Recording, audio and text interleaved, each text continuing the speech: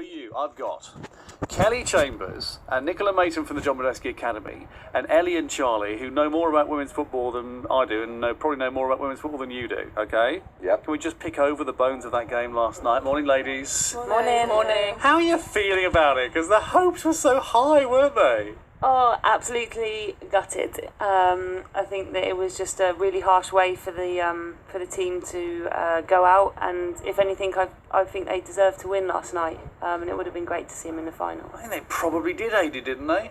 Oh, I think so, Peachy. I mean, I didn't stay up to watch it because I had an early start, but I watched the highlights this morning. I was up at 5:30. I watched the highlights.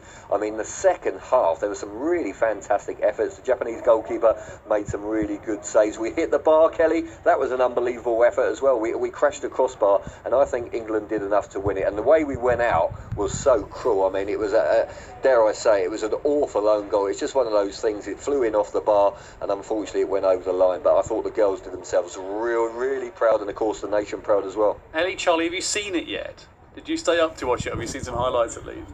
Yeah, I did stay up to watch the game.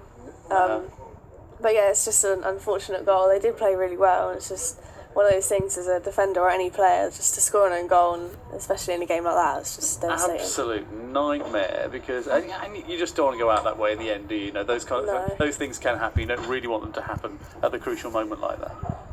No, I mean, it's the worst feeling, but she had to go for it because there was a Japan striker behind her, but it's just one of those things. There's been a lot of excitement and, inspiration, though, from the side, haven't there? So maybe that'll get more young women interested in playing. Yeah, definitely. I think a lot of people, even though the timings that the games have been on, there's been a lot of viewers, and it's definitely been good for the women's game, a lot more publicity, and hopefully it'll continue. And that feels bigger than it ever has to me before, Adi. Would that be right? Oh, very much so. I think the BBC coverage has been brilliant. It's been on the red button as well. Jackie Oatley's been fronting the shows. Commentary's been excellent. I think a lot of people now, dare I say it, that wasn't really interested in women's football before the World Cup. Definitely a little bit like the post-Olympics, Peachy, back in 2012. Yeah, of course, the London Olympics. You know, people were now all of a sudden getting into hockey and getting into swimming and gymnastics and cycling. I think exactly the same will happen with women's football. Can I ask Kelly a quick question? Yeah. Kelly, how are you going to now train week in, week out, day in, day out, a World Cup semi-finalist, Fran Kirby? Pressure's on you now, Kelly. Yeah, you could say that. No, look, it'd be great to have her back with the girls, back training, and I think that she'll be an important part for us this season going forward and making sure we get promotion. But I think that she still has loads to learn as a player. But it'll be great to keep developing her and then keep pushing in that England team to make sure she's a regular.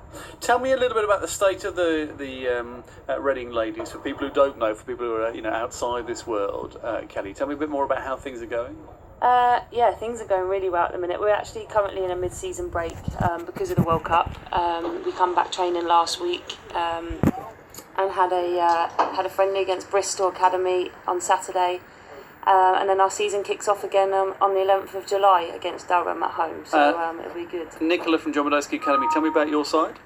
The girls from our development squad, they feed into the first team at Reading and other teams as well. So actually getting the education right and the training right at grassroots level is critically important. And Ellie, Charlie, how far do you think you're going to take this?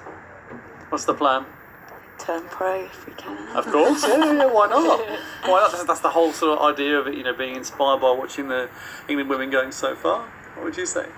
Yeah, definitely to watch, even watching Fran on the TV and you sort of train with her every week, and that it's inspiration really. You just want to be there and at that level. Peachy, may I ask a very quick question to the girls? I'm going to throw it out there. Is that okay? Have we got time? Of course, yeah. Okay, I want to know, ladies, there's one thing that's let the World Cup down for me, okay? This is just my own opinion. There's one thing that's let down the Women's World Cup out in Canada. Why are they playing on AstroTurf pitches?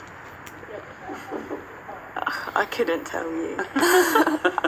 There's a deathly silence there. What a strange question to ask.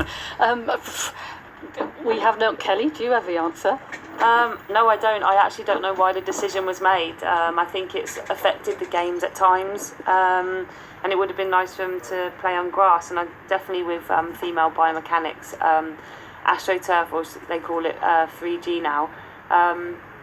it doesn't suit them at all. So No. luckily, well, apart from last night, possibly Lucy Bronze, touchwood, England haven't had many injuries. So they've actually done really well and dealt with it really well. Blame the AstroTurf. AD, thanks very much indeed for now. More from Henley coming up.